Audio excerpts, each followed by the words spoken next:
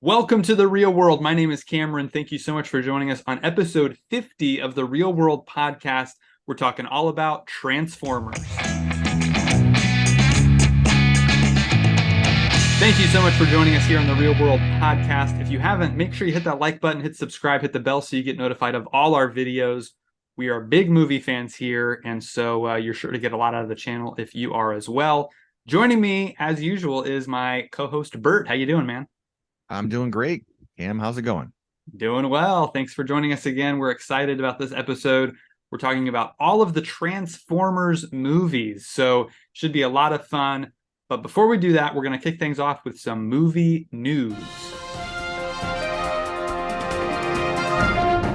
All right, folks, we're kicking things off with movie news as we usually do here on the Real World Podcast. A few stories broke this week that I wanted to talk about. The first of which is that Lionsgate is developing a reboot of the Leprechaun movie series. This is a movie series. It's actually the longest running franchise in Lionsgate's history. So it's a movie Wow. series that's been going on, I think, since '93. And they've produced several films in this franchise. The original, I believe, starred Warwick Davis. Franchise has been going on for a while. They're going to do a reboot of this franchise. I've actually only seen the first one, and I actually have fun with it. I think it's actually one of those fun kind of horror comedy concepts that actually kind of works. Have you seen any of these, Bert? No, my only knowledge of that is that in Wayne's World, Wayne used to scare Garth by pretending he was the leprechaun. I, Right. so I get the gist of it. Yeah. But no, never saw that. It's like a cheesy 80s horror, right? Yeah, it's very, very Yeah. cheesy B movie type. But it's like I said, it's kind of fun. It's kind of a funny, like kind of Okay. comedic horror mix. So I recommend the first one. Again, I haven't seen any of the sequels. Yeah, it should be interesting to see if they take it a darker route or if they go more comedic with it. I'm not sure, but should be interesting to see what they do with that. Production has started on the sequel to Ridley Scott's Gladiator. Ridley Scott is, of course, back directing. No Russell Crowe this time, but we do know that Denzel Washington and some other great actors are going to be in this movie. But unfortunately, there was a stunt that went wrong this week, and several crew members got injured. Oh, Fortunately, it was non-life-threatening injuries. But this just is one of those reminders that filmmaking is dangerous business sometimes. I think hmm, we can kind of forget about that, and you just turn on a movie and go, "Oh, that looked pretty cool," but you forget right. about like the people that actually have to do it are risking Yeah. life and limb at times. So Yeah. I just wanted to bring this up just to again, remind us of the sequel, but also to remind us of all those incredible stunt people that work on these movies that really just don't get enough credit. Honestly, I mean, we talked Right. about when we did our award show, the Reelies, a couple months ago, how we had a stunt category because the Academy doesn't have that for some reason. But Right. these people, are definitely deserving of accolades because of what they're risking day in and day out on movie sets. Right. They're never we don't know any of their names, right? Right, sure. They do all the grunt work. They're sort of like the drummer of a rock band. Like you don't even know who that person is because the front man gets all the attention. Right, Yeah. absolutely. Great analogy. Yeah, for sure. All right, moving on to our next story. The first images and the cast has been announced for a movie that we're excited about in my household. I don't know about you, if you are, Bert. It's Paw Patrol 2, the Oh. Mighty movie. Hmm. Okay. So this is the sequel to the Paw Patrol movie that came out back in 2018, which, again, we've watched in this house uncountable number of times. Oh, okay. So the announcement of the cast got us all excited, even though my Hmm. children have no idea who these actors are, but I do. So Right. first of all, McKenna Grace, she's an up and coming actress who's been in a Hmm. few things that are really good. Taraji P. Henson is going to be in this. Alan S. Kim. Also, Chris Rock has joined the cast as well. We're getting Hmm. James Marsden in there too, who is a Oh. guy I really like. Oh Kristen yeah. Bell is going to be in this one. Oh. Lil Rel Howery is going to be in this one. He's a pretty funny guy. And then we also have Serena Williams joining the cast along with Kim Kardashian.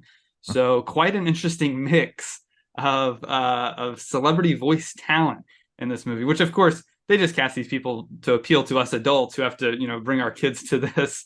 Right. But it's a Right. pretty good mix. You know, there's a couple actors in there that I really like. So I'm looking forward to that one. It debuts in theaters September 29th. So it's coming up pretty soon.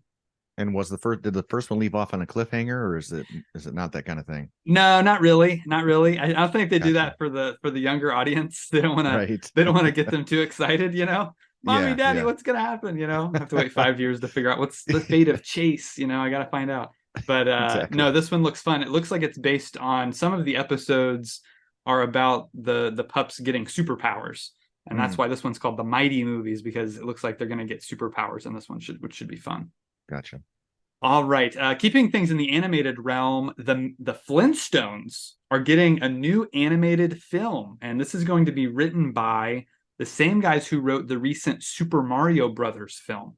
Hmm. And so, pretty good writers. I like what they did with that Mario film. And this one is called Meet the Flintstones. So I'm guessing it's going to be some kind of origin story for the Flintstone family and Right.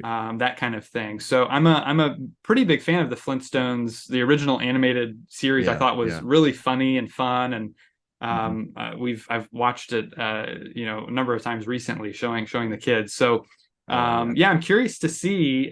They weren't as interested, obviously. They wanted their Paw Patrol back on, but Right. yeah, this is cool. I think this is cool whenever they can bring back these old kind of IPs, and if you do something new and interesting with it, and a kind of new Hmm. animation style, it can kind of revive interest in it. So it's been a while since we've had anything Flintstones. I think the last thing was Hmm. those live action movies in the 90s. Am I right? Hmm. Yeah. I didn't even know there's actually, maybe I did remember a sequel. Yeah, I guess I do. Yeah, Viva I Rock saw the Vegas or something. first one. Yeah, I saw, Yeah. right, right. Yeah, I saw the first one, and John Goodman was pretty good in it. And of course, Yeah, he'll tie into our podcast a little bit today later. But sure. yeah, yeah, that was, it Yeah. was decent. But yeah, I don't remember much anything recently. Yeah, Forever they were talking about doing a Jetsons movie too, but they never did that. Those that's two kind of right. went back to back. You had the prehistoric and then the Right.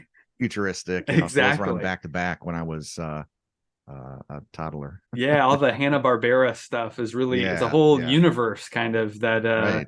they haven't really tapped into recently. And now with all the Yeah. shared universe stuff, I'm sure they'll probably, if the Flintstones movie's popular, end up doing a Jetsons and then maybe a crossover where they, team up or something, Avengers style. Everyone's chasing that Marvel formula. So we'll have to Yeah, see what ends yeah. up coming of that.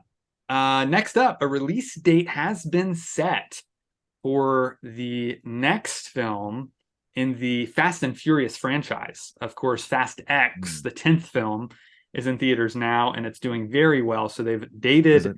Yeah. Fast X Part 2 is the title. They dated it for April 4th, 2025. So we won't Yeah. have to wait very long for this movie. It's surprisingly coming out the same date as another film starring Jason Momoa. Jason Momoa, of course, is the villain in this new Fast and Furious Right, right. film. His film, based on the video game Minecraft, is also stated for the same day. So I'm Oh, curious to see if one of those is going to move or right. if they'll stay there. It's always interesting to see that kind of stuff happen. Yeah. But yeah, that's our release date for the next Fast and Furious movie. They really missed the chance, though. They could have gone Fast 10A and then 10B and 10C. Would have There made you go. logical sense, Right. Absolutely. Absolutely. A lot of fans were upset they didn't call it Fast 10 Your Seatbelts. That Yeah, was one of the fan theories out there, but they didn't go that that's route. funny. A little bit of casting news in the DC world. Now, this is not officially confirmed casting news. A lot of people are hoping it is. It's more of a rumor right now. Hmm. But I know you're going to be excited about this, Bert, because he's one of your favorite actors. Bill Skarsgård is supposedly in negotiations to star in Swamp Thing. So Swamp Thing is the kind Ooh. of DC horror monster movie that Is he is going to play the supposed creature? that's the rumor is that he would play Ooh, the lead yeah. role. And Uh-huh. so this one they've rumored that James Mangold has confirmed he is writing the screenplay Really? and hoping Oh, to direct as well. So wow. pretty big talent involved with this one, especially Yeah. if they get Skarsgård involved. Interesting. That would be really neat. Yeah, even in bad movies, he's good. Right, exactly. Yeah, he's Yeah. one of those actors that you always want to see him show up. He showed up in the fourth John Wick, and he was just incredible. Mhm. So Right. I'm looking forward to that. Tom Holland has confirmed he has read the first draft of the screenplay for Spider-Man 4, what's tentatively Oh, titled Spider-Man 4, which obviously they've been working on, and due to the success of No Way Home, they want to get it made, I'm sure, as quickly as possible. But basically, he was asked, what do you think of it? And he says he's excited because the early draft is looking pretty good. But he did say if we can't find a way to compete with the third one, he'll just swing off into the sunset. So that was his quote on Spider-Man, his future of as Spider-Man. He stated before that that third film was kind of the peak of his time as Spider-Man. He hopes to continue, but again, if they can't find a way to top the third one, or at least be as good as that third film, then he's not going to come back. So he's not uh, contracted to he's actually not. That's return. what I was going to Right, ask you. Okay, right, so right. okay, Yeah, interesting. So yeah, that yeah. so then if he abandoned ship, then that doesn't look good for whoever steps in at that point. Right. Yeah. I don't know if they would, I don't think they would recast at this point. I think they would probably just explain it away with some kind of multiverse shenanigans and have some new, like maybe have Miles Morales come in, Hmm. from Into the Spider-Verse, do a live action version of that character, maybe. Sure. But I have a feeling he's going to come back for at least one more, which should be interesting because, Sony's been setting up all kinds of things with Morbius and the post-credit scene with the Vulture and possibly doing a Sinister Six, which is like the Mm. evil bad guy team that fights Spider-Man. So it would be interesting to see him battle them. We know that Sony's making a Kraven the Hunter film. He's one of Spider-Man's villains who's getting a Okay. standalone movie that comes out later this Oh, year. So maybe they'll cross over him into it. Of course, we know from the end credit scene of No Way Home that when Venom left, a little bit of the symbiote was left behind. So they could do the black suit storyline. They could do all kinds of things. So there's a lot of potential for Spidey in the future. We'll just have to wait and see what they do. I just hope they keep Tom Holland as long as possible. But I agree. He's young enough that he can play it for another 10 years, and right, it would make right, sense. So exactly. we're going to move into a little bit of trailer discussion now. There was a trailer that dropped this week for Expendables 4. So this is the fourth film in this franchise of action movies, which basically, the whole kind of premise behind it is they're 80s action stars that come back and they're back on the big screen for, one last time or whatever. So it's pretty neat, big ensemble casts. I have fun with these movies. I don't think they're, top tier action movies, really. I don't consider them like the best of the best, but it's fun to see all of these actors interacting, who we haven't seen before. Arnold with Bruce Willis, with Right. Stallone, and all these guys interacting is just a lot of fun to watch as a movie fan. So this fourth one, you know, to me, the trailer was just kind of by the numbers what I expected. It wasn't Yeah. anything too special. Hmm. You've got some new characters in there. Megan Fox is in it, who obviously we're going to talk about on the podcast a lot today. And 50 Cent is joining the cast, and just Hmm. none of that really gets me too excited.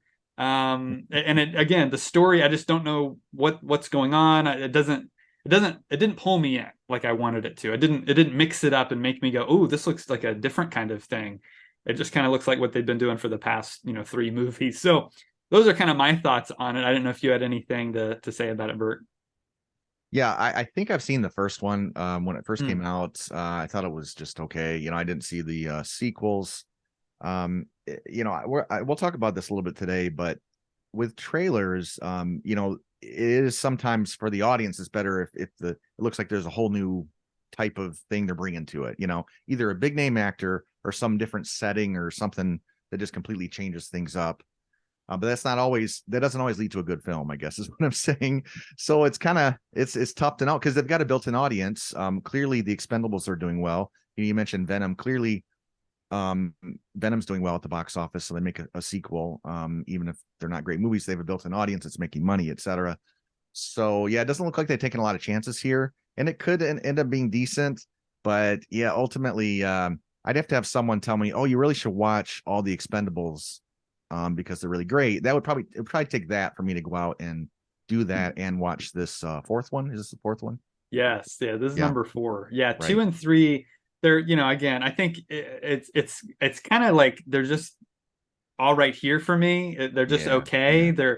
They're like, they have some cool action scenes in them, and again, Okay. it's the interaction with the characters that's fun. And the second one I think actually does a little bit better with some of the interactions. They kind of like Oh, steal each other's one-liners a little bit in a couple scenes, which is gotcha. kind of fun to hear and watch. Okay. So yeah, if you're a fan of action, specifically 80s action, these actors, I think they're worth watching.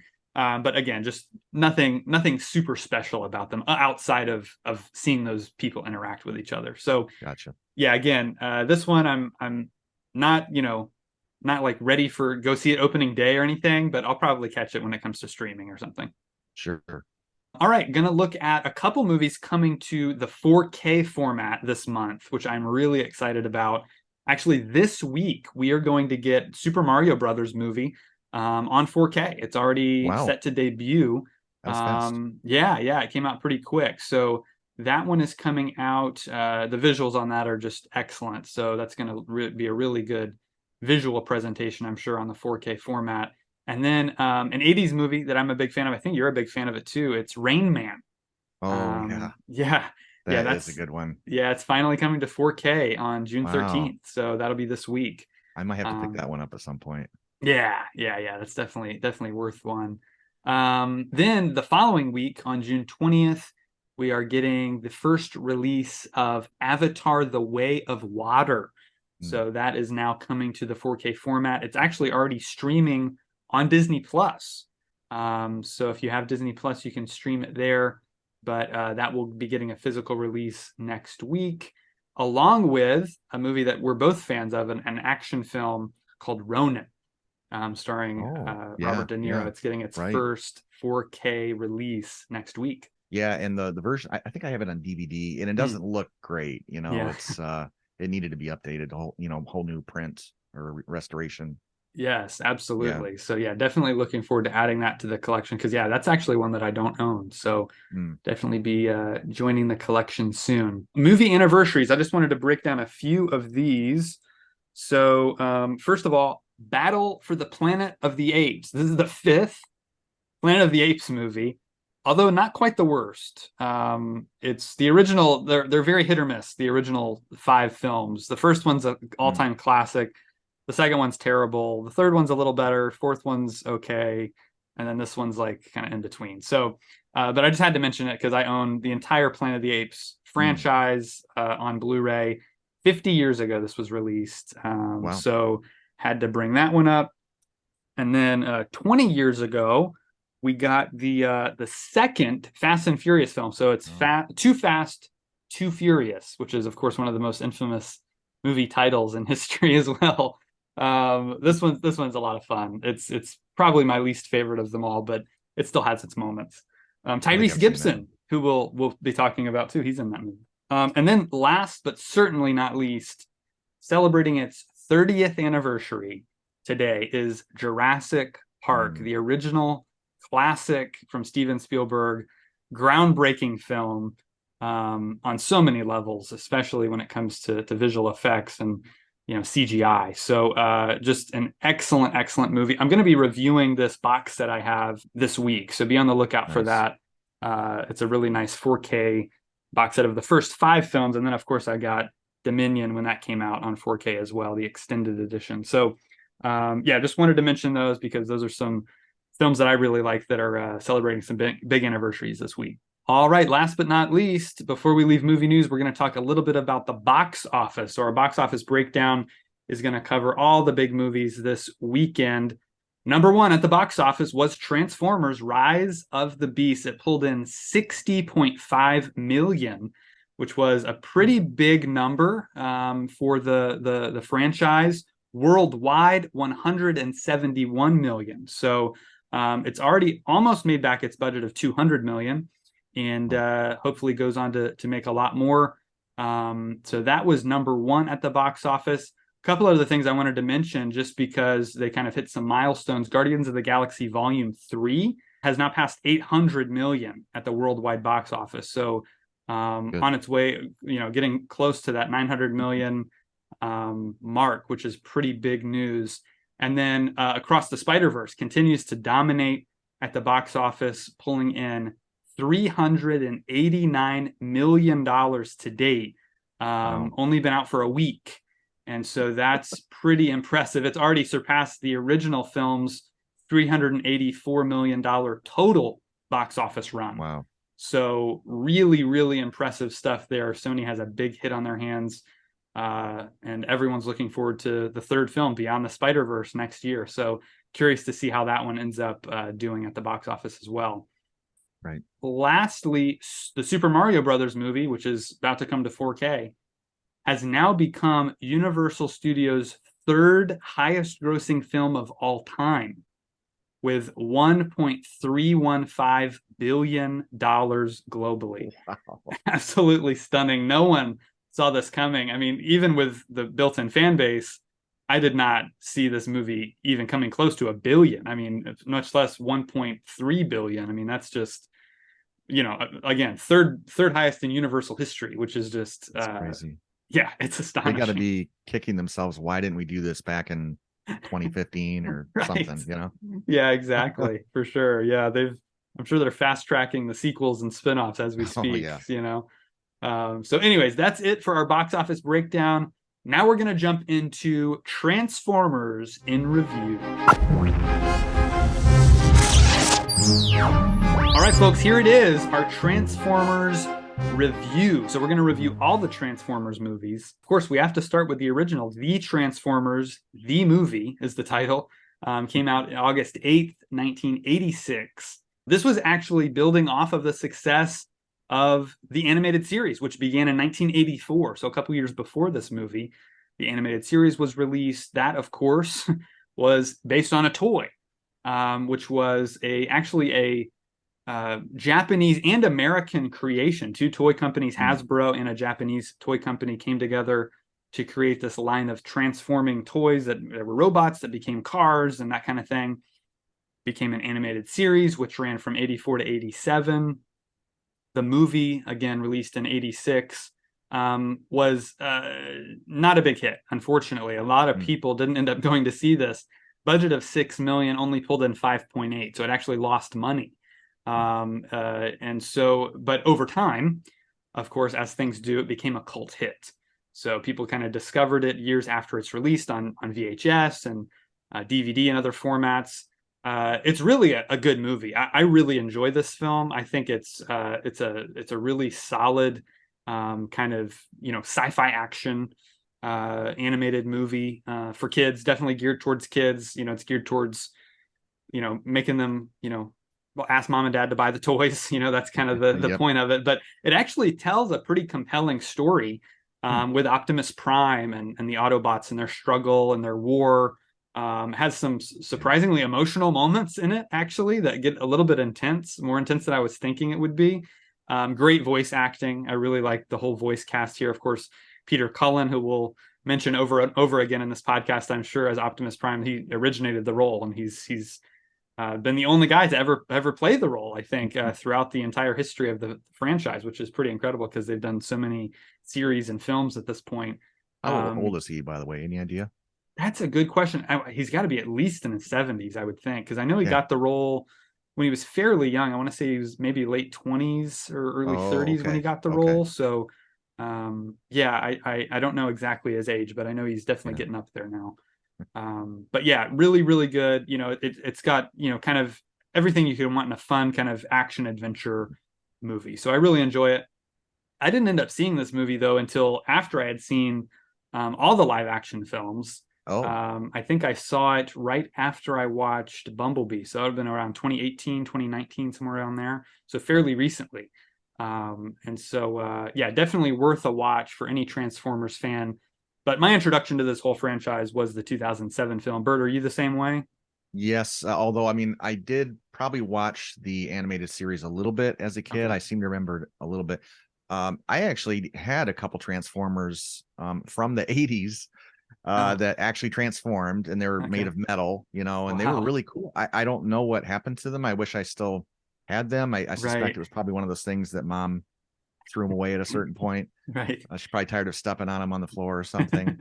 I had a very low expectation of Michael Bay making a movie about this toy Right. when I saw it was coming up. But then I saw the trailer. The trailer really kind of changed things because he Michael Bayed it, Right. and turned it into something that actually looked pretty good. And I did go see it in the theater and liked it quite a lot.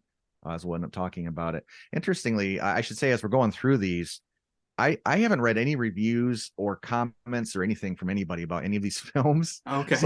I'm very curious. I think a lot of times I probably know what direction we're heading with a lot of these, but I could be way off in how I interpreted, all 6 of these films. Sure. So that's going to be kind of fun to see. Yeah. Yeah, definitely. I'm very excited to see what your thoughts are on these because I have some strong opinions myself. So Good. Yeah. let's jump in with Transformers. Like we are talking about 2007, July 3rd, 2007 was the release date for the first Transformers live action film. Runtime is 2 hours and 23 minutes, has a budget of $200 million. It grossed $709 million. So quite a big hit. Directed, of course, by Michael Bay, as you mentioned, a director who at this point in his career had quite a bit of clout. I mean, he had made some Yeah. big hits. The Yes. Rock and Armageddon were 2 massive hits for him. Bad Boys, of course, Bad Boys 2. So he had quite a Right. bit of clout. Like I said, he also had just done The Island, which is a movie Mm. that I think is really underrated. I like that movie a lot. I So think that coming one off, flopped, but it's decent. Yeah. yeah, I think it did. I think you're right. So coming off of The Island, he kind of was looking for something different. He totally rejected the idea, though, when it came to him. I think it was actually Spielberg who came to him with the idea. Oh. Spielberg had watched the animated series with his kids and Mhm. really was excited about making a live action version one day. And Yeah. once the technology caught up, Mhm. he was ready to produce the film. And so he called up Michael Bay, and Michael Bay was kind of hesitant at first, but he ended up going to Hasbro's headquarters, and they took him to Transformers school and told him all about what Transformers is, the history, the mythology, all the characters, the designs, everything. Mm. So that really is what got him on board. And so, he directs this movie. And look, here's my thoughts on it. Look, when I first saw this, when I was the target demographic, I was the teenage kid who, wanted to see stuff blow up and, all the rest of it. So, huge fan when this movie came out. Huge fan. Watched it over and over again. And watching it now, it doesn't, to me, it doesn't hold up very well. I mean, there's aspects of it that do, but there's certain things about it that really don't, and that I really just dislike. So, look, the story it's kind of a kind of typical sci-fi alien invasion type story. It has like elements of ET in there for sure. You get a lot of ET Right. vibes Right. from it. What I think is maybe the failure of the film is it tries to do so much, right? So the opening of the movie is a great opening sequence we have with the soldiers at the military base, and we're like, the Decepticon attacks them, and it's just this huge, awesome action scene. It just blows you away. Right. I think if we had stayed with those military guys who I really like, Josh Duhamel, Tyrese Gibson, that whole crew, every scene with them is just like great, and I really, Yeah. really am Yeah. into it. It's them going to, these 2 other storylines, which I think don't work nearly as well, right? So you've got, of course, Shia LaBeouf, who I'm a huge fan of. I think Mhm. he's a great actor. I Yeah. even like him most of the time in this movie. I think he does a pretty good job. Mhm. Um, the whole kind of suburban story with him and his family and that whole thing. It kind of works, kind of doesn't. And Right. then there's the other storyline with the hackers, right? Who are Mhm. kind of like, you've got the Pentagon and you got all these hackers trying to figure out what this code is. And to me, all that stuff is just so boring. I just don't care. I really, that's where I kind of check out of the movie. I'll like go up and get a snack or something, and that kind of thing. So there's, again, the 3 storylines. Each of them are kind of not balanced very well. They're kind of, uneven in that way. But look, what it does well, like I mentioned, the action sequences are stunning. I mean, they look phenomenal. The work by ILM, the computer generated effects are, I mean, they still hold up so well. And this movie's, it's well over 10 years old now. So Yeah. very impressive work on the digital effects side of things. Another thing that stood out to me was the score. Steve Yep. Jablonsky really gave us an epic, powerful, kind of emotional, rousing type of a musical accompaniment to this film. He really just knocks it out of the park. As I mentioned before, the voice cast, I mean, of the all the Decepticons and the Autobots do a very good job. Specifically, Peter Cullen as Optimus Prime. He's just wonderful. They didn't want to cast any of the voice talent from the animated series, so they were going to have Liam Neeson play Optimus Prime, which would have been very interesting. Yeah. They ended up changing Megatron's voice from Frank Welker to Hugo Weaving. So Hugo Weaving voices Megatron in the film, and he does a good job. I kind of would Yeah. have liked to hear what Frank Welker would have done, Mhm. but I like Hugo Weaving a lot as an actor, and I think He's a he great does. actor. Yeah, Yeah. he does some pretty solid voice work here. This is going to be a theme because Michael Bay directs the first 5 of these movies, so they're all pretty similar in Yeah. tone and Yeah. style. The comedy, it just a lot of it I think is trying too hard. I don't know what it is. I think he's some of it's just a little too crass, a little too just too gratuitous, over the top with certain things. He dwells on Yeah. things too long. Things just go on too long when it's like they should have just cut it down. All these Yeah. movies I think need to be a little tighter. They're all like over 2 hours long, well over Yeah. two Yeah. hours. So some annoying characters, and again, I don't think it's really the fault of the actors as much as it is the writing and the Right. direction that Right. just they go a little too far with it. So yeah, it's a little just kind of grades on you a little bit after a while, some of it. But and also, I get the idea of focusing on the human characters, and we need that kind of connection as the audience. But I would have liked a lot more time with the robots. I feel like the humans are on screen so much, and it's like, let's Right. get back Right. to what are the robots doing? What's this whole war going on? I want to know more about that. And Yeah. so they kind of, I think, lose sight of that a little bit. But again, overall, it's entertaining. I don't hate it, but it's got some issues. So, what are your thoughts on Transformers 2007? Yeah, well, that was a really good overview. I think you and I are actually right on this Okay. one because pretty much everything you liked or didn't like, I'm kind of in the same camp. Mm, I wanted to mention, Michael Bay. He's a guy that I think he started in music videos or commercials, stuff like right. that, and so his Yeah. style is very unique. And what I like about it is, in all of these films, he tries to make things look cool. And there could Yeah. be something that maybe is a bit vapid about just trying to make something look cool. I don't care. It's entertainment. I think it's artful the way he does his shots. He uses slow-mo. That gets criticized a lot. I love slow-mo, you know, when used effectively, at Right. least. So I just wanted to say that his style is very defined and sort of glossy and that kind of thing. And that's an interesting attribute of all these films, and I like that throughout all these films. Michael Bay also has, I would say, probably a lot more insight into what goes on with the military and things like that than most directors, because um we get a lot of scenes of guys that are behind the scenes calling the shots about tracking people down, and they use certain code words, or not code words, but vernacular that it may be spot on. I don't know. There's probably people in the military that could say otherwise, but it seems like he knows what he's talking about, and that adds a lot of credibility to it too. And I don't think a lot of directors would know how to do that because they haven't made Crimson Tide, or it was, yeah, that was Bay, right? Like some of I these don't know if he did films. Crimson Tide, but The Oh, Rock, maybe and that wasn't yeah, them.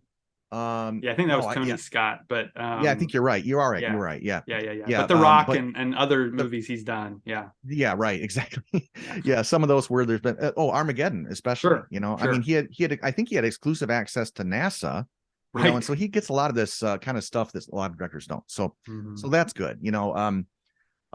And another thing though you get with Bay is, in every one of his films, he's got to have one or two characters or several that are sort of the silly comic relief and the profane comic relief. He always includes it. He always does. Yeah, And so yeah, I agree. Some of it is just, it's just like, why include some of that stuff? Because if I'm laughing too, that's another thing. But a lot of times I'm just like, what are you trying to do with that? right, And I feel like it's exactly. just really Michael Bay in his director's chair, just like laughing while they're shooting it, and he's Yeah. getting something out of it. Yeah, exactly. The actual transforming too. The first time you see that, it looks great. I mean, it looks like Yeah. they took a toy that a few things flip up and down and turn, and they just completely took it to the next level. And Yeah. you would think, maybe by the third or fourth film they've made it look this good. But I mean, the first time you see it, it looks so amazing. And I don't exactly know how it could be carried out in the real world, but it doesn't really matter because again, it looks really cool and it's somewhat relatable to the actual toy that could be manipulated. You know what I mean? Right, right.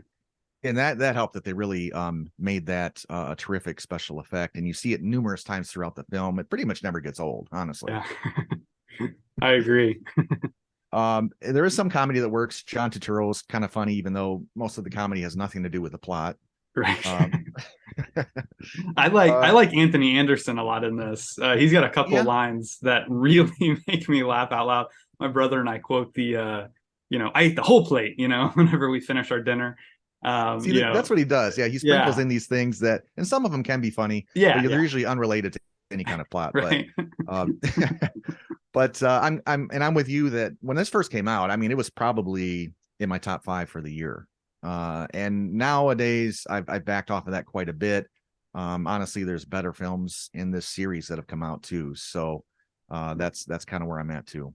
Great. All right, let's move on to Transformers Revenge of the Fallen. This one was released June 24th, 2009. Budget of 210 million, grossed 836 million. So another big hit. This one has a runtime of 2 hours, 29 minutes. Again, directed by Bay. I should mention as well on the first one and on all the first one and the second one, I got to listen to the commentaries for the first time. Oh, And the commentary on the first one was just with Bay by himself. okay. And it honestly may have attributed to the bad time I had watching it, because he's just basically talking about how great he is the whole time. What a great job he did. Oh boy. He's pretty narcissistic in the commentary, and I've seen interviews Gotcha. with him where he's a little more less selfish, I guess you should say. I don't know, Yeah. but he's pretty into himself, at least in that Nice. commentary, which is always fun. Not really. It was pretty irritating, honestly. So Gotcha. this one, the commentary was Bay and the writers, Mm. although they were recorded separately. So it was one of those kind of odd Oh, commentaries where it's like you're getting a little bit from them and a little bit from him. So right. it was okay. It helped me understand a couple things about the movie a little better, Oh. because to me this one is confusing. There's some odd, just very convoluted storyline, like the whole history of the Transformers and how they've been here forever, and it just kind of didn't work for me. I don't know. The writing here, I think, is probably the weakest of them all. It was written during a writer's strike, so I think they had like one draft of the screenplay, and they kind of had to work it on set. Probably is what I'm picking up on. It's got some cool ideas. Look, I mean, the whole idea of the death of Optimus Prime. I mean, like that's a huge central plot point here. That could have worked really well. I just feel like a lot of the execution doesn't work. That whole scene, of Prime dying, there was like no emotional impact whatsoever, which is a big problem. The whole idea of the fallen transformer that was here on Earth back in the pyramids, and it's cool. I think when they tie Transformers into history, I think that's a cool idea. But here, I just don't think it really melded with what they were trying to accomplish. It didn't fully work. The whole resurrection of Megatron happens kind of quickly, and it's just I don't know. It felt kind of disjointed, this movie. There's a lot going on, again, a lot of characters, a lot of storylines we're having to keep up with, and it was a little too much. There's a lot of locations we go to too, and that's got a little confusing for me. So again, just they're trying to do a lot here, and it's just not fully working for me. I think like you said, I like what you mentioned about Bay's style, because I really do like it. I think it is very, like you said, glossy, kind of a little over the top, but still grounded enough to make us lean in and stay engaged. Sure. A Yeah. lot of sweat. Everyone's sweating profusely in all of his films for some The reason. sweat's 5 out of 5. Yeah, absolutely. If we're judging this by sweats alone, these movies are the sweatiest ever, for sure. But but look, again, story wise, there's no kind of sense of urgency. There's nothing to really grab Yeah. me emotionally. The way they brought Sam back into the story was very strange and kind of a Mhm. bizarre thing that he's going on with him. This one takes the comedy to another level, a level of cringe-worthy, just kind of Thank almost you. despicable, like Thank you. Yeah. super annoying. I mean, the college friend of Sam, I don't know the actor's name, and again, I'm not blaming him, but probably the Yeah. most annoying character in movie history, maybe. I mean, just so got on my nerves after a while. I just kind of wanted to check out. But Yeah. yeah, so all of that stuff is not good. But again, the action scenes are pretty cool. I think they get a little chaotic here.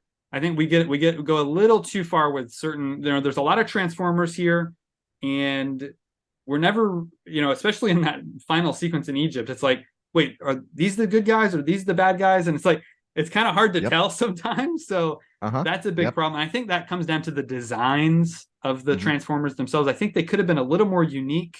We've got the colors, like we know Bumblebee, he's the yellow one, right? He's easy to spot.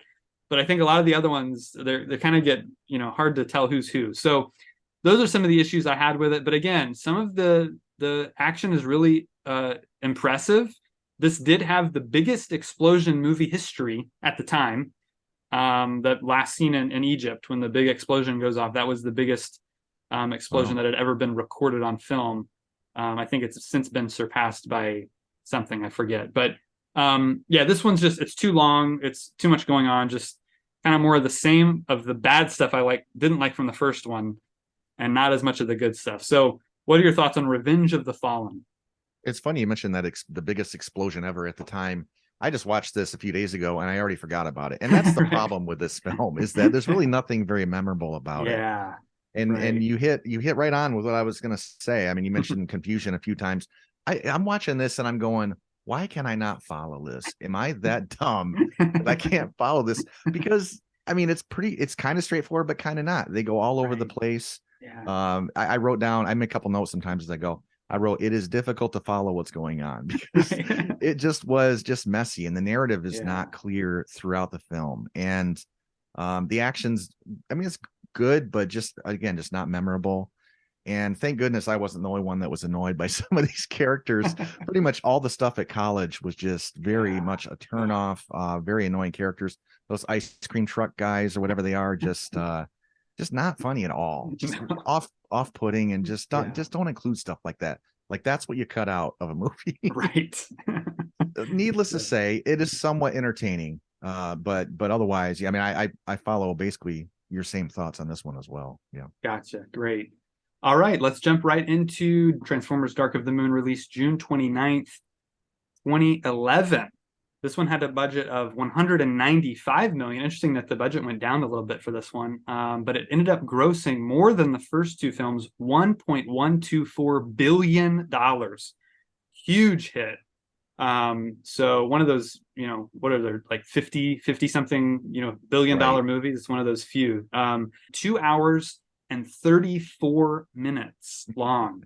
Again, directed by Michael Bay. This one, my Blu-ray does not have a commentary, so I just had to watch the movie. And this one really grabbed me. Honestly, I thought this one was a step up from the first two. It has a really interesting story.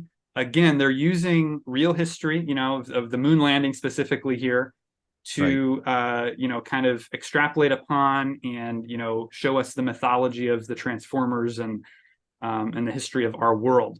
I thought all that worked exceedingly well. The whole opening sequence, first of all, the opening scene on Cybertron was really cool to see that little battle take place. Yeah. Yeah. And then going to the moon and having, going to the 1960s, seeing the moon landing from this other perspective and then exploring this, wrecked ship.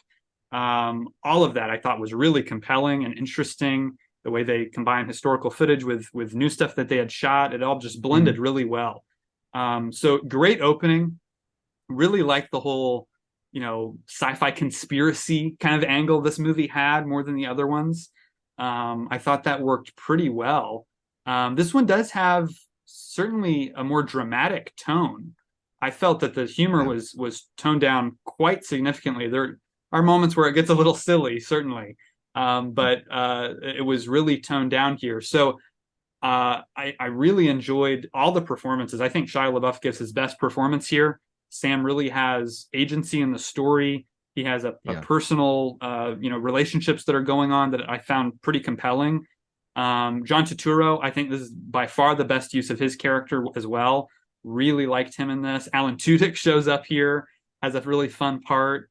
Even Patrick Dempsey, I thought did a really good job in his scenes as well. Yes. So Yeah.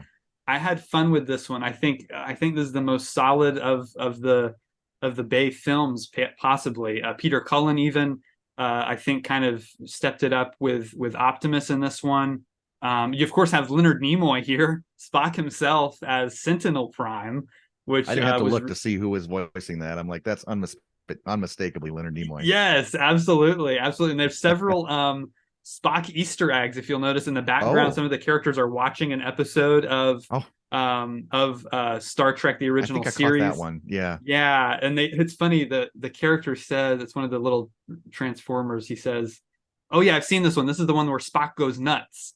And it's kind of foreshadowing what's going to happen with his character in the movie Nice. in an interesting way. Right. And of course, he says his famous line, "The needs of the many outweigh the needs of the few," later in the movie. So just a fun thing for Trekkies out there. Look, it's surprising it had the lower budget because this scale is so epic of this Hmm. film. I mean, it really Hmm. feels like a big movie. And I think all these movies kind of have that feeling. This one more so, but it's I think because Bay does shoot on location. He really goes to these places. He really went to the pyramids in the second one. He really goes Hmm. to Chicago, and this one is of course the Hmm. big set piece, the Battle of Chicago. Just a stunning sequence in Chicago. The whole last, I don't know, at least 45 minutes probably of the movie is this huge battle Right. that's taking place in the streets of Chicago. It's just really well executed. Hmm. Totally understood the geography here. Totally understood who the good guys are, who the bad guys are, where we're at, what we're doing. So it was just a much more well-made film as far as the editing and the cinematography. Each of these films does have a different cinematographer. These first three. This Oh, one was shot by a guy named Amir Mokri, who works with Zack Snyder a lot. He actually shot Man of oh, Steel and interesting. a few other films. So really good cinematographer. Really enjoyed his work here. Just some stunning visuals, great shots, emotional moments like when the Autobots have to leave Earth, and the ship ends up exploding. You've got this great shot of Sam with the sunset and Hmm. the ship's gone down. He's just kind of staring, just kind of dumbfounded. Really just good visual storytelling here that I thought was again a step up from the first two. You know, Optimus. A lot of people criticize the way these films use Optimus Prime because he can be a little aggressive. I think people feel he's maybe not as heroic as they want him to be. He's Hmm. a little jaded. He's a little grumpy, and I definitely picked up on that on my rewatch this time. Hmm. Um, I kind of get it though. I mean, the guy's been involved in a war for what hundreds of years, and he's come to this planet that's not his own, and he's been betrayed by people, and Yeah. Yeah. I It mean, makes sense to me. I kind of get it. I kind of Yeah. get why he would be a little jaded and a little grumpy at times, a little angry. Some people think he takes things a little too far. I think, again, this is a guy at war. And maybe we need more inspirational figures, but I get what they're doing with it. They're trying to ground Hmm. it in a certain level of reality. So all in all, again, I enjoy this movie a lot. Kind of has an abrupt ending a little bit.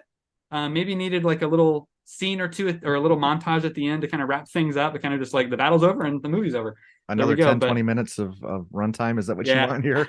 yeah, maybe not. Maybe you're right. But anyways, those are my thoughts on Dark of the Moon. What do you think of this one? It is a big step up. It's almost like they should have just gone right to this film and not had part two. Yeah, I mentioned, trailers earlier, and this is one of those trailers that you see. Oh, there's, they're tying it into the moon landing, so that makes you want to go see it. It made me yeah, want to go see it. Right. And I agree. They carried all that stuff off very well. This is a very good looking film. The musical cues also hit just flawlessly. Like they know. I mean, Bay is really good at that too, at using music for emotional beats. I mean, he's very good at that to manipulate us. Is what I'm trying to say. Right. uh, Excellent action. The scenes in Chicago. After I saw this movie, I took a trip to Chicago. Not right after I got out of the theater, but you know what I mean, like a few Right, years right. later. And there's those two buildings in Chicago right along the river that look, they call them like the corn cob buildings is what they're known as. They're Okay. like those circular buildings that have all the different levels, Yeah. which is like a parking garage or something. They're sort of iconic for Chicago, and I love Yeah. that they did all that filming around the area. I actually stayed in a hotel right across from those, so I could get Oh. like a lot of pictures and stuff. So it was really neat because they spend Yeah. so much time there, and it's a Oh, yeah. real location. You know, Yeah. Yeah. it's one of the most popular locations in Chicago. Frankly, Right. it's right Right. down at, you know, lower on Michigan Ave there. So Okay. I love all that stuff. Little bit of a criticism. Bay is sort of infamous for not accounting for mass casualties in this film. Yeah, I think I mentioned this once way back. We were talking about another one of his films. That's definitely the case here. I mean, and the Transformers are trying to protect as many people as they can because Right. or you know, the Autobots at least, because they care about humans, and yet inevitably there will probably be, you know, hundreds if not thousands of casualties by things getting thrown through buildings and all that. But whatever, you know. But that's Michael Right. Bay. It doesn't seem quite as bad as it does in a movie like Bad Boys or something like that. But Right. It seemed odd to me that there were people in those buildings still, because hadn't right, the just going siege been about happening for like business. days or something? And it's like people are still at work. Like, like what's going Right. on here? Right. Yeah, exactly. Yeah, exactly. A few of the minor characters in the film, the acting's a little iffy. But and a lot of things happen to humans that, you know, there's always a thing where you see a human get thrown or something, and they get thrown like 40 feet, and then a minute later they're walking around, they're fine, and it's like that wouldn't happen, you know. So Right. you just kind of hope that stuff's kept to the minimum, you know, because if Yeah. there's too much of that, then there's just no gravity, you know. Right. But I'm not saying it happened too much, but there's a little bit of that kind of stuff in this movie. But this Yeah. is so entertaining. It looks so good. It sounds so good. Everything is pretty much right on points in this one. Yeah, I agree. I'm glad you mentioned sound. I did want to bring up sound design, which is a Yeah. huge part of these movies, Right. that is Right. just next level. Really, really well done. So yeah, that's definitely done very well here as well. So, all right. Well, moving on to the fourth film in the franchise, Transformers: Age of Extinction. This one released June 27th, 2014. Budget of $210 million, ended up grossing $1.104 billion Hmm. worldwide. So another $1 billion film in the franchise. This one has the longest runtime at 2 hours and 45 minutes. So nearly a 3 hour epic Transformers film we're dealing with here. Again, Michael Bay is back at the helm, and he just couldn't let it go. He told a funny story in the interview I read. He's like, I'm not coming back for the fourth, the third one. That I'm done with my trilogy, and we're gonna bring in Oh, all new human characters, and we're done. And I'm done. I'm done with the franchise. And so they had a list of other potential directors. One of them being Roland Emmerich. oh boy, that Another, would have been bad. John Turteltaub was considered. Oh, he's good. Yeah. David Yates, Louis Leterrier, Stephen Sommers, and even Joe Johnston was Oh, considered for the film. But what happened was Bay took a trip to Universal Studios theme park, and he wanted to go on the new Transformers ride. oh, And okay. he got in line, and he noticed that the line was around the block, and that the Transformers fans were alive and well. And so he decided, no, they need me back. So I'm coming back for the fourth film in the franchise. His last two films grossed over $1 billion, and he wasn't sure about the fan base. Right, I know, right? Look at the box office, dude. Do you not pay attention? But anyways, yeah, after that trip, he decided he was coming back. So he returns, and like I said, we have a whole new human cast here. So Shia LaBeouf and his whole storyline is over. We bring in Mark Wahlberg as Cade Yeager, one of the great movie names of all time, and his daughter Tess, and her boyfriend, and the guy that works for him. and these are again just characters that I care nothing about. They're annoying to the point of just I just don't want to watch these characters on screen for longer than I have to, because they're just kind of very generic, very by the numbers, nothing particularly special about them. He tries to, say he's an inventor from Texas, which he's got his Boston accent. I'm just an inventor from Texas. I don't know what you're talking about here. It's like, what are you doing? Why did you try to make him a Texan? I don't understand. It's just a weird choice, but it's just yeah, it's bad writing. I think what it comes down to. Again, the scripts for these movies are kind of just, again, just generic, kind of by the numbers, what you'd expect from your typical, big budget blockbuster. There's really nothing special going on here. Visual effects are fine. Again, ILM continues to do a great job with the visual effects here. The action sequences look pretty cool. This one, again, I think gets a little chaotic at times. I think they kind of go back to part two's, crimes of too much going on, too many characters. There are some cool new characters. You mentioned earlier John Goodman. I like his role here. I think he's having fun, and that's kind of a cool new character that's introduced. We have the Dinobots here, but they're only in the movie for maybe 10 minutes. It seems like they're very underutilized, which was very disappointing, because they're a huge part of the marketing. Like, we're bringing in the Dinobots, and like, okay, you got them for one scene. What's the big deal? So kind of disappointing, but again, so we're kind of going back again to the negatives of the franchise here. Not a lot that I really grabbed onto, character or story wise. It's just kind of things are just happening. Things are blowing up again. It feels like another excuse for Michael Bay to blow stuff up, honestly. It didn't seem like he really had any passion for this story, because there's, again, just not much here, not much to glom onto. There's the whole transformium idea, and I think a lot of those effects actually don't look as good. They kind of turns into a cube, and they kind of look just looks wonky. It's not the Transformers that we know and that we love to see, the kind of transforming happening. It's kind of this whole new, I'm guessing they did it to save money or something. I don't know. That's what it seemed like. That's what it seemed like to me. But there's a couple of funny moments. Stanley Tucci's kind of good in it. I kind of liked him, but even he got a little annoying after a while. So that's the biggest crime, is they misuse Stanley Tucci. But yeah, those are kind of my thoughts. There's really not a lot I have to say about this one, just because I felt it was kind of bland and kind of just meh. So your thoughts on Age of Extinction? Well, your shirt is pretty appropriate, the timing of that, because this is essentially Jurassic Park crossed with Pacific Rim, right? Right. And it's funny because Wahlberg's last name is Jaeger, and of course the massive robots in Pacific Rim are Jaegers. That's right. That's right. I don't know if that was on purpose, but that movie had just come out like 3 years before, so maybe. I had a little bit of a different take on this. I felt the tone was even more serious in this one, and I thought it paid off a lot. Like the last film is, even though I like it quite a lot, there's this character that, I sound like SpongeBob or something running around like one of the robots, it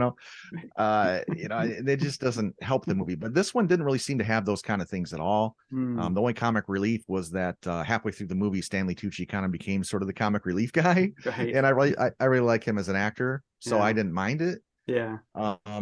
What I really liked too was Kelsey Grammer really helps ground this film, and he's one of my favorite actors. He even gets to do some more physical kind of things, which you never see him really do. And I think this is the best looking film of the series. Maybe not a ton better than part 3. But for instance, if you pause a random scene, and probably throughout the series a little bit, but I actually did this to get up and I don't know, run to the fridge or something, and I paused it on a scene where they're in like the spaceship, and there's so much detail in what you're seeing that this is just it's almost easy to forget that, because you get kind of numb to it, because there's so much of that all the time. So and then this is probably a good time to talk about fatigue in the series, because I rewatched all of these in a row, and I will say that as good as these can be, I think part of the problem is fatigue, even in an individual film, because when it's almost 3 hours long and there's so much visually happening, and then the worst parts of the franchise are like in the second film, for instance, they got you going to this place, and then you got to go to this, and then you got to see this person, and he's going to have a thing, and then you got to chase this down, and then that'll lead to this. And you can't see any of it coming, and it's like, where are we going with this? Right. And there's a little bit of that in this film. It's not too bad, but I will say that while I'm watching it, even though I super enjoy it, it's almost like you almost need to have a break. Like there's so much in your face, and it's really good stuff. Right. So if I have a criticism, which I don't have a whole lot, that's one of them in this film and others in this series. And you mentioned some good stuff. The dinos are interesting. I think there's some really good action. I didn't mind the characters as much as you did. I get the annoying parts at the beginning. It's a little bit annoying. They're trying to make him funny, and he's got kind of a I don't know. So I get that. And then also the particles flying around instead of transforming is a step backward too. Yeah. There's a lot I like here, and then there's a couple sort of semi-major things that just detract from it. Gotcha. So but I think I liked it a lot more than you did. Okay, gotcha. Great. All right, moving on to the final Michael Bay Transformers film titled Transformers: The Last Knight. This one had a budget, the biggest budget yet, $260 million budget, only grossed $605 million worldwide. So a huge step down for the franchise. This one released June 21st, 2017, runtime of 2 hours and 35 minutes. Wow, where to begin with The Last Knight? I mean, so incoherent plot. I mean, what is happening here? I just have no clue what's going on. I mean, we start off in medieval England with Merlin, Stanley Tucci again for some reason playing Merlin, who is not in any way related to his other character. I thought that they were going to tie that in, but they don't. Then, we've got scenes in World War II happening where Bumblebee was in World War II, but we know that he crash landed on Earth in 2007. So I don't know how that happened. Exactly. Yes. You've got Unicron, the big, planet-eating creature tease. I mean, just all kinds of weird, the creators of the Transformers and all this, just so convoluted. So many things going on. I think what happened here, well, I know one thing that happened was they created a writer's room, right? So after Age of Extinction, they're like, okay, we're going to expand the franchise. We're going to go big. We're going to, do spinoffs and all kinds of things. So they created a writer's room, and I feel like they had probably 7 or 8 different writers. And like, okay, each of you give us a great Transformer movie. Okay. And then Bay comes in a week or 2 later and is like, okay, give me all your scripts. I'm going to take them all and make one movie out of them. So that's what it feels like happening here. Just because, again, too much going on, way too much storytelling, way too many characters, too many things. So that's, I think, the downfall of the film, again, is the writing. It's kind of a trend with the franchise, but here it's more egregious than ever. The Transformers kind of feel like an afterthought in their own movie in a way. I feel like it's kind of like all this other stuff going on, and the Transformers are kind of in the background, and we've got the human characters trying to figure out, about Excalibur and all these, just weird things, just weird stuff going on. You've got Anthony Hopkins, a great actor, somehow dragged into this, and he's just spouting nonsense, and it's just a big letdown on pretty much every level. Even the action, I feel like here is just a big step down. Visually, there's some cool moments. We get some cool fight scenes and stuff, and the whole idea of an evil Optimus is kind of compelling. It's like we have to fight our own. So there's some interesting ideas. The highlight for me is Cogman, the Transformer butler guy who's kind of with Anthony Hopkins. He's voiced by one of the actors from Downton Abbey, which is a show my wife and I enjoy. And he does a great job. I really enjoyed that character actually in this movie. I thought he was a lot of fun. But otherwise, it's just, they're kind of just abandoned the whole continuity. It's just kind of nonsense. Even a lot of the visuals are just kind of gross. Lack of geography again, just kind of dull and flat visuals. Even the acting, I think, is kind of bad in certain moments because I think the actors probably just had no idea what they were doing. Just point the camera at me and throw me my line, and I guess I'll try to make it work. Just really, really bad dialogue. And another thing that really upsets me about this movie is because the thing is, we know Bay is a competent filmmaker. He's made great films. Yeah, yeah. I mean, in this very franchise and outside of it, he's made, Right. much better films. So Yeah. it's just kind of annoying when you see stuff like the aspect ratio changing. I don't know if you noticed this, I but did. Yeah. in the same scene, you'll notice, it'll be widescreen and That then made it'll be no full sense. screen, Yeah, that made no just sense. shot to shot. And there was no rhyme or reason to it. It was just, he's one camera shooting this aspect ratio, the other camera shooting that, and we're just not going to care. We're just going to, shoot Well, however. some were probably IMAX and some weren't, except Right. why is some of it in the middle of the scene IMAX and others not? Right. That's where it lost me. I'm like, what? Yeah, exactly. So just zero integrity, zero passion behind the film. It's almost kind of an insult, honestly. This movie, it's one of my least favorite I've ever watched. And I don't want to be too harsh, because I know there are people that worked on this movie that really did work hard and tried to make a good movie.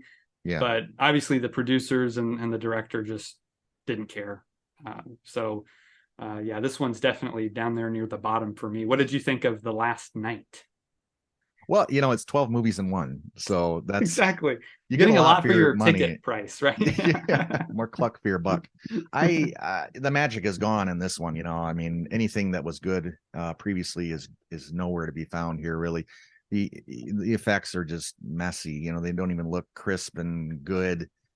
Anthony Hopkins does provide a little bit of levity, except, well, first of all, I can't believe that he read the script ahead of time, or at least anything other than his early scenes in the movie. And by the end of the movie, they made him the guy that has all like the crass, like funny stuff.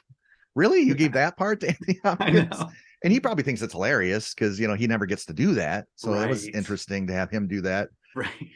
And there's tons going on in this movie, but it just feels like an exercise, just a rote exercise at this point. And again, it's more of that, we got to get this thing so we can go to that thing so we can see that person and then unlock this and then that, just on and on and on. It just never ends. It's just busyness, it's just stuff to keep the film busy, I guess. And there's absolutely no reason it couldn't be at least trimmed down to a 2-hour film, and that would help with a lot of that, right. Because we don't need all of the places you're going to see the thing about the person that's, what I mean? We don't need all of those trails, I guess, is what I feel like. And there's just more of that fatigue. So by the time I was watching this film, I'm like, I looked at the runtime after a few minutes in, and I'm like, no, another 2.5 hour plus. Oh yes. Lovely. The thing is, a film like Avengers 3 and 4 have a lot of story going on, a lot of characters, but I don't get that feeling at all when I'm watching that. There's a clear narrative, a clear goal, so it's a problem. And it's funny, you mentioned the writer's room. I had no idea that was what happened, but I literally, when I made notes for this, I said it's almost like they got in a boardroom and they just said, all right, Smith, what do you got? And he throws out an idea. Okay, what do you got over there? And it's like like they just, it's a sort of a great idea. Oh, we're doing this in history, and then this amazing moment, and I like what were the rejected ideas? I wrote down a couple. Like they left off the JFK shooting, right? They could have, that was a Transformer, probably. Right. The birth of Christ, somehow the Transformers were involved in that. Maybe when Kanye interrupted Taylor Swift at the music awards, that was probably a Transformer. I mean, it's endless, right? You throw enough ideas in there. Anyway, it's not great. It's not great. Yeah. Great. Well, all right. Well, those are our thoughts on The Last Night. Time to move on to Bumblebee. So Bumblebee basically acts as, they initially were kind of shyish on saying reboot. I think they kind of wanted still to have that connection with the Bay films. To me, this is pretty clearly a reboot. I mean, you're going back to the 80s. You have a totally different look and feel. Released December 21st, 2018. Budget of 135 million, so lowest budget yet. Ended up grossing 468 million, so pretty good theatrical run it had. Runtime, shortest one yet, short but sweet, hour and 54 minutes. It is directed by Travis Knight, so Bay did not come back for this. Travis Knight guy I really like. He is known for his work in the stop motion animation field. He's actually the owner and Oh, president of Leica, who did movies like Coraline, Kubo and the Two Strings. oh, They've done some really fantastic work over the years. Just excellent, excellent storyteller. So really excited when I heard he was on board and that they were kind of going back and going to take it back to basics. This is a very, I mean, coming off of last night, it's like breath of fresh air. It's a very simple, small scale, emotional journey we take with Bumblebee and this character played by Haley Steinfeld, Charlie. Just really smart, really clever storytelling, great visuals, really fun tone. Very light tone. hmm. That I just had a blast with this movie. I really liked it in theaters, but liked it even more on this rewatch. Again, I think coming off of the madness of the last couple Bay movies had a lot to do with it. Yeah. But look, I mean, we still get some great action. The great action and effects are here that we Hmm. expect from Hmm. this franchise. The opening sequence on Cybertron is just thrilling. I mean, to see all those what they call the Gen 1 designs going back to kind of Hmm. the animated series and building off of that, the character designs are excellent. Can tell everybody apart very clearly. So yeah, huge highlight was that opening sequence, just a really fun action scene. Hmm. And then once we get to Earth, it's kind of Bumblebee's story, and he's kind of a fish out of water. He's kind of learning Earth culture, and he's having to hide. The whole robots in disguise thing wasn't really explored in the Bay movies. It's like the first one, Right. they're kind of trying to hide a little bit. And then the rest of them, they're just like, destroying cities and landmarks and things. So Right. this was fun to see kind of, the kind of comedy of him having to hide and disguise himself as these different vehicles. He's, the Volkswagen Bug, going again back to the animated series, which is what he looked like. And so yeah, just really, really good comedy beats. Gone are all the annoying characters, and we just have kind of a fun family film. This is one that I could feel like I could watch with the kids too. The other ones Right. are a little too intense, and the language gets a little out of hand. But this one really was a fun kind of, again, family friendly film. A lot of heart here. Again, it's character centric in a way that the other movies just aren't. So I really liked that. I really liked the whole cast. I think Steinfeld, she's one of my favorite actors working today. She does a great job in everything she's in, and this is no exception. John Cena is used very well here. Also, I really liked him. I thought he was having a lot of fun, and did a good job as kind of the military, guy who had, good action stuff, but also had some good comedy moments. Again, exciting, intelligible action scenes I wrote down because it's just like, wow, I can tell what's going on, who the characters are. There's the bad guys, there's the good guys, and there's fewer characters, so we get to know them better. Even the Decepticons, we kind of get this relationship between Angela Bassett's character. She's playing a character here, and kind of her sidekick. So I even like their moments. So just excellent direction, really good visual storytelling, great camera work, more wonderful effects work. They lean into the 80s style a lot, which I think is fun, but I don't think it's overdone. I think some movies can overdo it and it can feel like, oh, they're just doing this for nostalgia and it's kind of just forced in. Whereas this more felt like they just made this movie in the 80s and I'm just watching it today. Yep. So really well done. Huge fan of Bumblebee. What are your thoughts on this one? This is what they needed to do, rather than go to the next crazy place or, Yeah, history. I mean, technically they went back a little bit in history, but right. this, I think it's the best story of the franchise. It's the simplest, we talked last week about Spider-Man and, I love Homecoming partly because it just gets rid of all the stuff, the crazy visuals and all that, and just gives us a good story that happens to involve Spider-Man. And I feel like Yeah. that's kind of what we get here, even if it is quite a bit like E.T.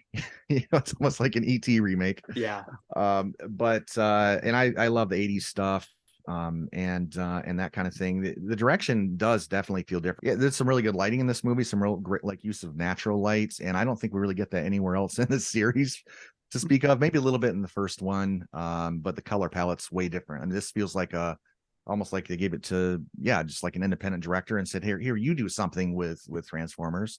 And so it's definitely a breath of fresh air. The plot is, I mean, it's just been done so many times, so it's not exactly the most original plot. And so for that reason, it doesn't blow me away. So yeah, those are the thoughts I have on it. Gotcha. Great. All right. Well, that brings us to Transformers Rise of the Beasts. This one, of course, was just released this weekend, June 9th, 2023. Budget of 200 million. And as we stated in the box office breakdown, it has already grossed over 60 million this opening weekend, 171 million worldwide. So it's off to a very good start. This one has a runtime of 2 hours and 16 minutes. It was directed by Stephen Caple Jr. So bringing in another new director, up and coming. He did Creed 2 a couple years back, which is a movie I really like, part of the Rocky franchise. So he's in the director's chair for this one. I had a good time with this. My reaction is up on the channel now. My brother and I went and saw it, and we had a fun time. We had a fun time watching it. It's definitely keeping in the spirit of Bumblebee very much. You know, it's trying to stay good. character focused. It definitely gets bigger though. So as you know, sequels do and should. We're introducing new characters. We're introducing new villains. And they're all really well done. They all get their, screen time. They all get, moments to shine, and it's a lot of fun.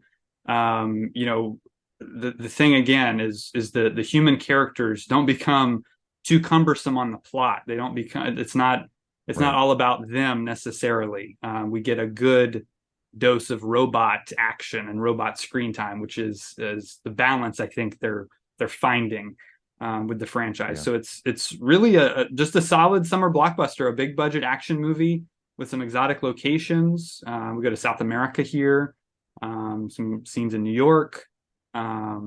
Really good mix of the humor's in there, but again the drama and the heart is there as well. So really enjoyed this one. I wouldn't say it's quite as good as Bumblebee. I think it does get bogged down a little bit. The runtime does feel a little long, even though this one's, not by far the longest in the franchise. There's just certain things that could have been tightened up a little bit, I guess, is what I'm saying. But really good action. I mean, again, the franchise is known for its action sequences and the effects.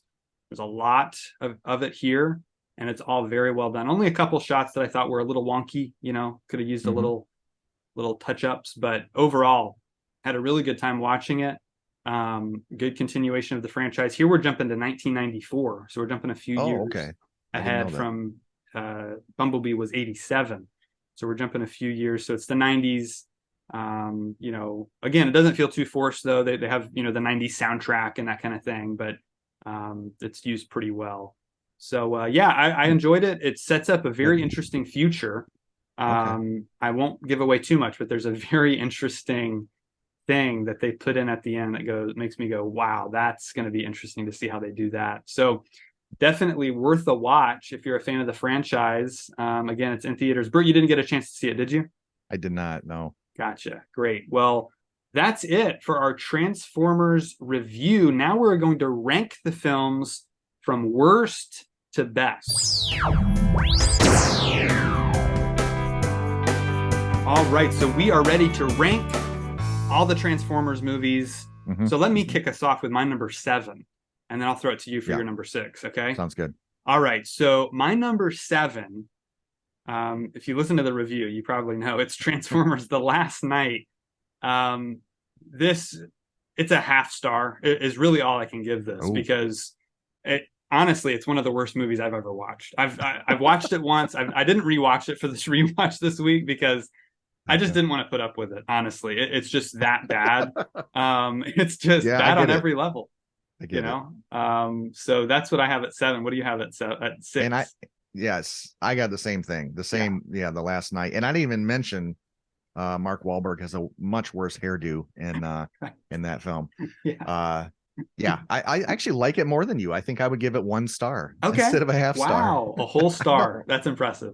Yeah. All right, great. I'm moving on to my number 6. This one we were a little more split on, so I'm curious where you have this one. I have Age of Extinction at 6. This is when I also I gave it 1 star because while there are some cool moments, not as entertaining as the other ones. It's another one where it feels like there's a lack of passion involved. the characters. I couldn't get on board with Wahlberg and his daughter, and that whole weird Gotcha. storyline with the underage girl and the boyfriend, but Yeah. the law is so that they can, it's just bizarre, kind of almost offensive stuff going on there. So that really took me out of the movie, and there weren't enough Dinobots. Hmm. Hmm. Ultimately, that's a big issue for me too. So that's what I have Gotcha. at my number 6. What do you have at 5? I have the second film, Revenge of the Fallen, Okay. and this is pretty bad too. It probably get 1.5 stars on that one, but I just don't get anything out of it. While I'm watching it, it's my brain sees like stimulating things, and then it's over, and that's about Yeah. it. Right. That's the same reason I have that at number 5. Very much on the Oh, same page with you there. 1.5 stars. yeah. Some Hmm. cool looking moments at times. Some good Yeah. ideas. The whole death of Uh-huh. Optimus Prime idea. That whole Sure. battle in the forest too is really cool. It's one of my favorite action scenes, but just poorly executed. Bad Hmm. writing. Just kind of chaos. Very annoying characters and cringy humor. So Yep. yeah, that one's way way low on the list for me as well. So that's 5. What do you have at 4? I've got the first film at number 4. And I feel like this happens a lot where sometimes the first one seems really great at the time, but then they do better in that series, or someone else makes a similar kind of film that's so much better. So Yeah. it has slid down quite a bit from when I first saw it, but I still like it quite a bit. I'm probably at three Okay. and a half stars on it. Okay. Okay. Cool. Cool. I also have Transformers at number 4. Hmm. For me, it's 2.5. So it's more of a mixed bag for me. It's got some fun moments. All the military storyline is really cool, and I'm into Hmm. that. And it's the rest of the stuff that just kind of gets bogged down and gets kind of annoying, and just too much going on. But some great visual storytelling, really cool camera work, incredible effects, great action. And Yeah. again, I can't talk enough about Jablonski's score, Yes. which is Yeah. just really solid. So Hmm. yeah, we're on the same page there as well. What do you have at number 3? That's where I put Bumblebee. Oh, okay. Okay. Yeah, and I think if it would have been a little more of an original script, it Hmm. probably would be higher. But I really appreciate what they did. I think it's all good. It's just so much smaller in scale. It's almost hard to compare, but it's a Yeah. very enjoyable film. Yeah. Great. Great. Well, at number 3, we're gonna split off here because I put Dark of the Moon at 3. Mm. Definitely the best of the Bay films, easily. Epic in scale, much more dramatic. Even the comedy, it kind of worked for me. What we had with John Malkovich and Ken Jeong has a little part in there as well. Right. Yeah. I Yeah. actually had a lot of fun with those Billy. scenes, and I did laugh out loud several times. So, Yeah. the humor kind of gets back on track. It's got some, again, emotional, dramatic moments as well that really, really hit for me, which I was surprised by. Performances overall are really strong, and yeah, that whole Battle of Chicago sequence, it's just honestly, it's an all timer great action sequence. Just really, really good Yes. stuff. The building collapsing and the transformer that kind of is like a snake that goes through it. I mean, just Yeah. Yeah. stunning That stuff. that's such a fun scene when the Yeah. building's tilted and they're sliding, Yes. and yeah, I mean Yes. it's just so much. It's one of the most fun scenes in the series, I would say. Definitely. Definitely. So that's my number 3. What do you have at number 2? That's what I have at number 2 is Dark of the Moon. Oh, okay. Great. And I should say that I think it's maybe the first time that I could not discern between 2 and 1. I Okay. put my number 1 is my number 1 because I have only seen it once, and so there's still a Sure. little bit of newness going on. Sure. But they're on me. I mean, I'm pretty much exactly the same on both films. Yeah. I should just throw that out there. But I did put Dark of the Moon at 2. Great. All right. Well, my number 2 is Rise of the Beast. So the latest film in the franchise, I just found to be really solid, really Hmm. entertaining, fun, a good balance of drama and humor, human characters that I could relate to and really, enjoyed their stories. Even if, they're on screen maybe a little too much. I thought it worked really well. Fun soundtrack, really good, some really good needle drops in there. Really great action, really great. You can easily tell what's going on and who is who, and great new characters. Great voice talent too. Peter Dinklage voices the villain in this new film. Cool. He does a great job as the bad guy, and more great stuff from Optimus Prime. Peter Cullen just does an excellent job as well. So yeah, really was impressed and enjoyed Rise of the Beasts. So that's at my number 2. All right, Bert, we're at your number 1.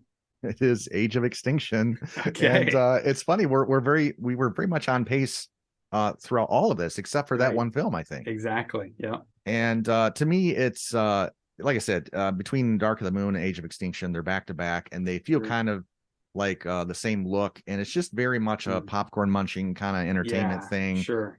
I have a few problems with both films, so honestly, both, like, my 2 and 1 are probably 4-star. I don't know if I give either of them like a 4.5 or 5, but sure. So ultimately, like I said, I've only seen I watched it for the first time, and it's very, very entertaining. I mean, I guess it's the best way to describe it. Great. Excellent. Excellent. Yeah. All right. Well, my number 1 is Bumblebee. So Bumblebee, again, like I talked about, just getting back to basics, simple storyline. Again, I totally get, we have seen it before, it's very much as E.T., that kind of first contact story. But I just really enjoyed every moment of it. I thought it was really well produced. The direction, the writing, performances are all really good. It's the first film in the franchise that I felt really had a lot of heart to it, which is why I put it up so high. And again, the action is really fun. I like getting back to the Gen 1 designs, going back to the animated series. I think that all worked really well. I think they were probably afraid it wouldn't translate as well to the screen, but they found a way to really make it work. And so I really appreciated that. You could tell that fans, the director was a fan probably when he grew up, he was watching it. So yeah, that's a 4-star movie for me. I really had a lot of fun with it. I think the comedy works, and all around, I just really enjoy it.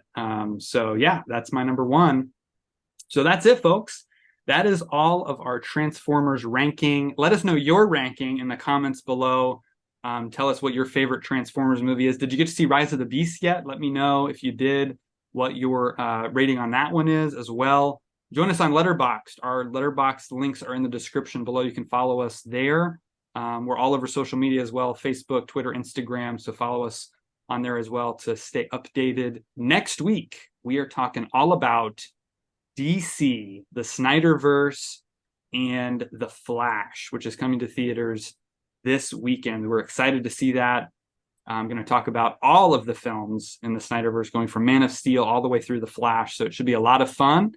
And thanks again, Bert, for joining me. Yeah, absolutely. It's fun.